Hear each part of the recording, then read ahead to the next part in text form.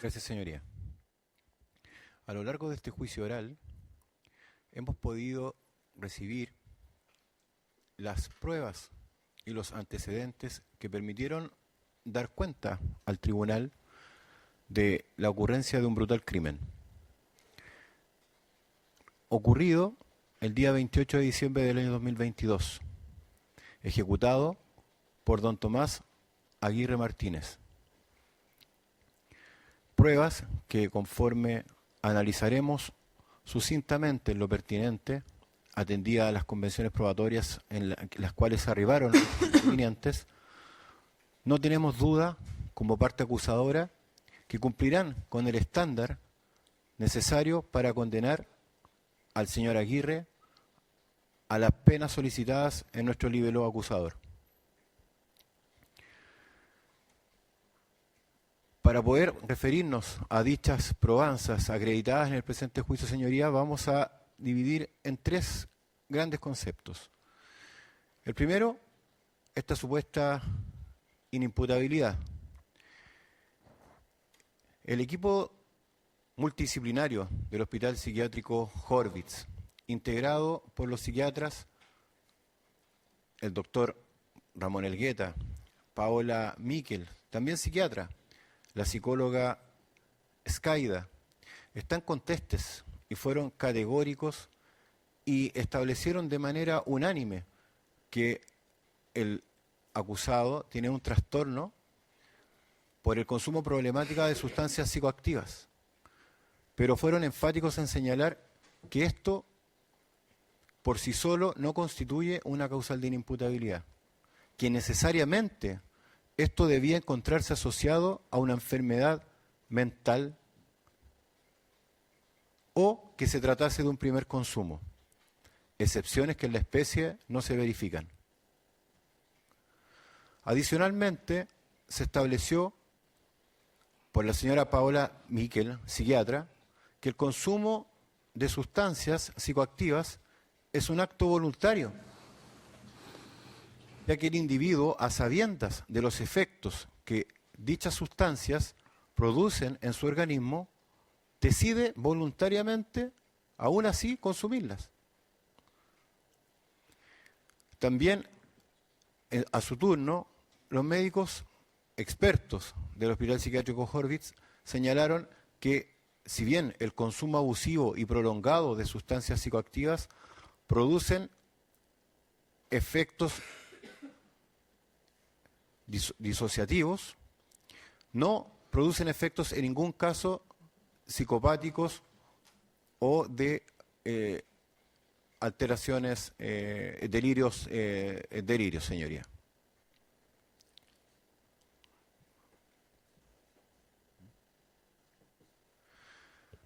Esto se condice, señoría, con lo señalado también por el propio imputado, señoría, quien refirió al dicho equipo multidisciplinario no haber padecido estos síntomas al momento de la ocurrencia de los hechos, el día 28 de diciembre del 2022.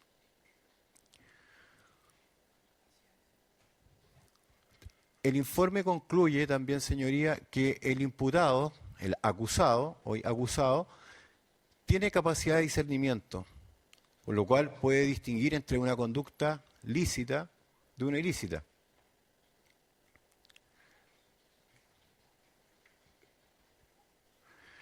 A su turno, y por su parte, la parte de la defensa intentó acreditar sus supuestos con la presencia en estrado de diversos psiquiatras, químicos farmacéuticos, que trabajaron individualmente, sin poder cotejar con algún otro profesional sus conclusiones o criterios. Profesionales que entre sí declararon en estrado haber compartido la metodología de trabajo. Sin embargo, por ejemplo, la doctora Andrea Bamontes señaló en estrado que para ella no era relevante contar con la carpeta investigativa y los antecedentes que en ella constaban, dado que esto contaminaría su opinión profesional. Por su parte, el psiquiatra presentado también por la defensa señala considerar un criterio fundamental tener a la vista la carpeta investigativa para así poder evacuar un informe. Tenemos incongruencias entre los peritos privados particulares que también no podemos olvidar que fueron contratados por la defensa. Pero, señoría, nos vamos a ir a otro tema. Creemos que esto ya está zanjado, pero se levantó también este consumo problemático de drogas como una alternativa para poder configurar una inimputabilidad disminuida. Pero tenemos que remitirnos a lo señalado por el propio acusado, quien en estrado, contraexaminado por el Ministerio Público, confiesa un episodio ocurrido el año 2023, encontrándose privado de libertad, donde fue sorprendido por personal de Gendarmería, específicamente por el suboficial Fuentes, quien lo habría advertido que estaba bajo las influencias específicamente de ketamina, según refirió el propio acusado. Señaló expresamente estar volado en ketamina, estaba intoxicado. Era evidente, al ser repreguntado por este querellante respecto a los síntomas que pudo haber observado el gendarme mencionado, señala, era evidente, tenía problemas al hablar, recuerdo que tartamudeé, me enviaron a los castigos. Señoría, es el propio acusado quien nos devela cuáles son los síntomas particulares que en su propio organismo produce el consumo de ketamina. Entonces, estos síntomas se contraponen a lo que observó el personal policial a cargo del procedimiento de la detención el día de los hechos. En efecto, a su turno, el capitán Sebastián Veloso, al referirse a la detención, señaló que fue con absoluta normalidad, que al interactuar con el acusado respondía coherentemente a cada uno de sus requerimientos. Al preguntarle, en base a su experiencia de 20 años en este tipo de procedimientos, aclara que ha detenido en muchas oportunidades a personas en estado de embriaguez o bajo sustancias. Señala al respecto que están violentas, agresivas, con una corporalidad rígida, que no facilita tener una óptima detención. Al repreguntarle si estas características fueron observadas en el señor Aguirre, señala, no, la detención fue con absoluta normalidad. A su turno, también el oficial de Carabineros, don Camilo Duarte, también tras revisar las cámaras, puede constatar que el acusado se desplazaba con absoluta normalidad. En efecto, describe en estrado justamente la escena donde sale del ascensor, regresa a su departamento, portando en una de sus manos el pedido con la bolsa de papel y la bebida. Llega hasta la puerta, precisamente, del departamento 609, donde deja la bolsa y la bebida en el suelo, para luego introducir en su bolsillo su mano para sacar la llave correctamente, abrir la puerta. Luego se agacha a recoger nuevamente la bolsa de papel con la bebida, todo esto, magistradas, sin soltar el cuchillo que portaba en su otra mano. Al preguntarle a don Camilo Duarte si observaba algún movimiento errático o algo que le llamase la atención, señaló: el desplazamiento es con absoluta normalidad. También el capitán Veloso, y con esto termino la idea, señorías, señala que cuando se detiene a una persona bajo los efectos de sustancias, se requiere la ayuda de 2 o 3 funcionarios policiales para poder efectuar su desplazamiento, cuestión que en este caso no fue necesaria. No obstante lo antes señalado, señoría, que nos da luces de que aquí no estábamos presentes a los síntomas que el propio acusado refirió padecer tras consumir ketamina encontrándose privado de libertad, lo que observó Gendarmería. También esto lo podemos corroborar tras la declaración del doctor Matías Vargas Barraza, médico que evaluó al acusado, ya que estuvo a cargo del control, de la constatación de lesiones ante el Servicio de Atención Primaria del Aguilucho de la comuna de Providencia.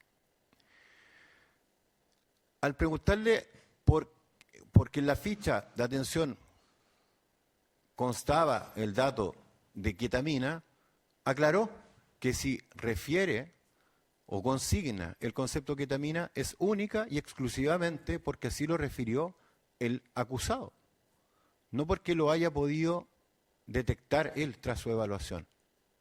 Y aclara que si bien estaba acelerado el acusado, que no necesariamente eso podía atribuirse al consumo de alguna sustancia, que perfectamente esto podía deberse a el shock experimentado por el acometimiento recientemente acaecido. También, señoría, esto también se puede complementar con lo declarado en estrado a su turno por don Heber Valladares, conserje del edificio y testigo presencial, quien a menos de 2 metros no solo presenció el acometimiento, sino el actuar del acusado, tras llegar al hall del edificio y retirarse del mismo con el pedido en su mano.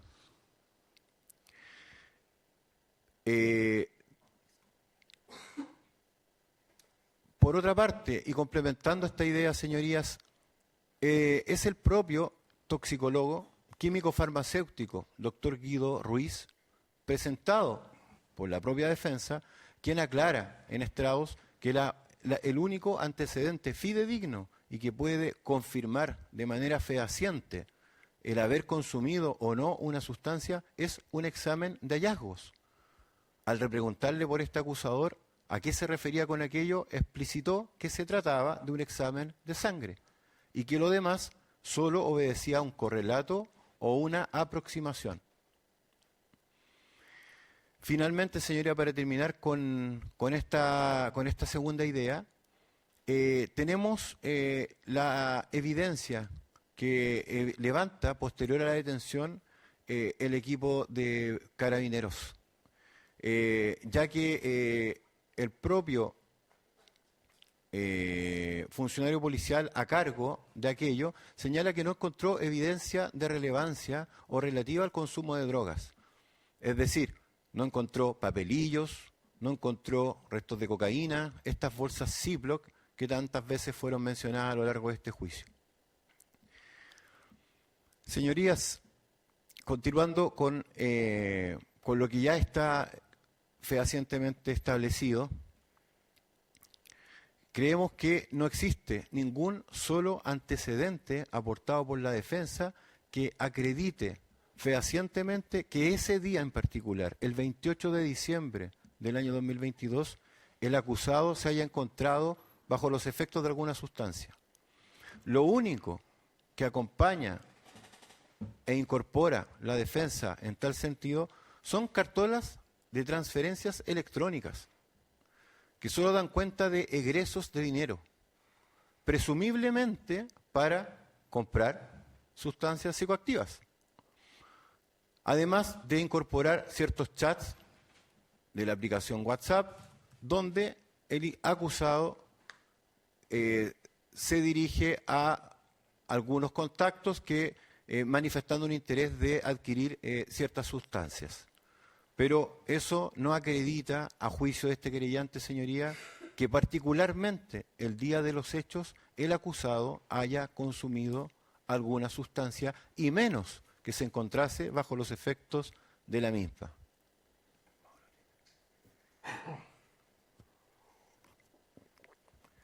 Señorías, la defensa a lo largo de este juicio se esmeró por presentarnos a un personaje antisocial, calificado como un ermitaño.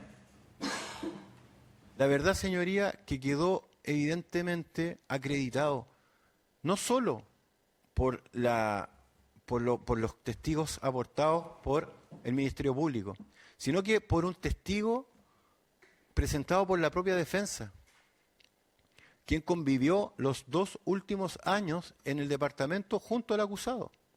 Esto es, los años 2021 y el año 2022.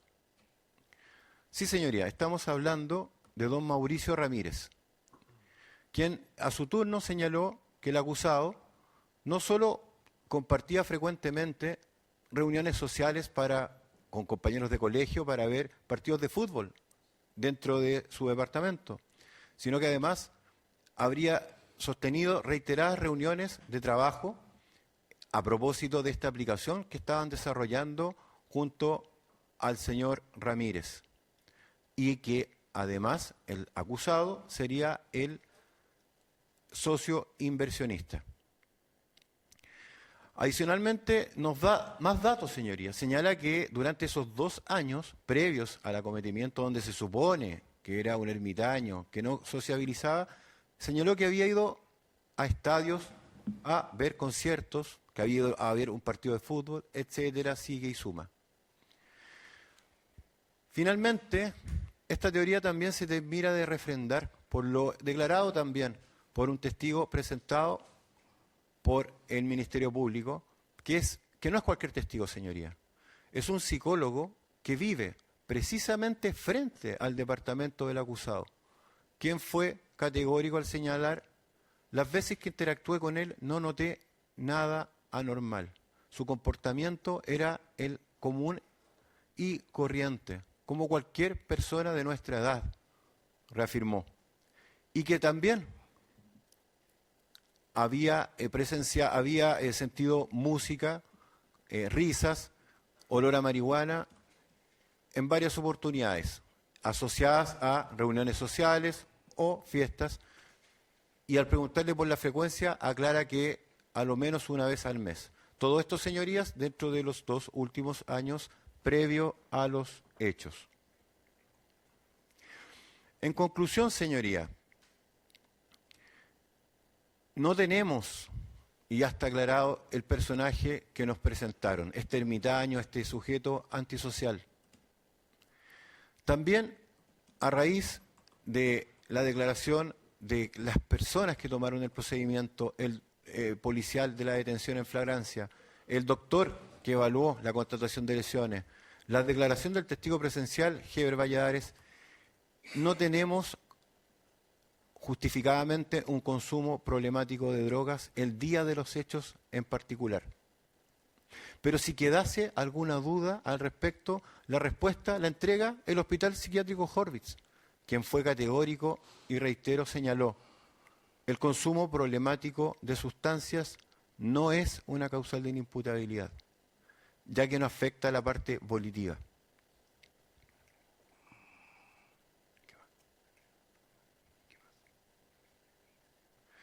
Aclarado todo lo anterior, señoría, y con esto voy llegando al punto, es importante que nos refiramos a la premeditación con la que actúa el acusado el día de los hechos. Voy terminando, señoría. Creemos y tenemos la convicción como parte acusadora que concurren todos y cada uno de los elementos en la especie para que se configure esta premeditación. Efectivamente, hubo una resolución previa por parte del acusado, tras reprender a través de la aplicación a la víctima por su demora en la entrega del pedido. También toma una decisión, abastece de un arma en la cocina de su departamento. la ocultan entre sus vestimentas para concretar la resolución adoptada previamente. También la frialdad está presente, calculada. Toma el pedido y se lo lleva con la más absoluta frialdad, sin prestar socorro ni ayuda a la víctima. Señoría, para no extenderme con los elementos exigidos por nuestro legislador a propósito de la premeditación, tenemos la convicción de que se cumplen todos y cada uno de ellos.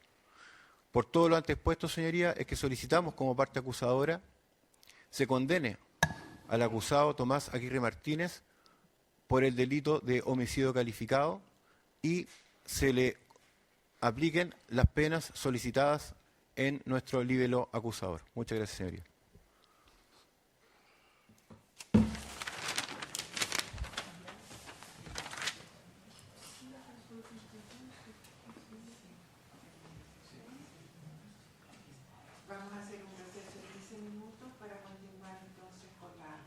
Gracias, señora.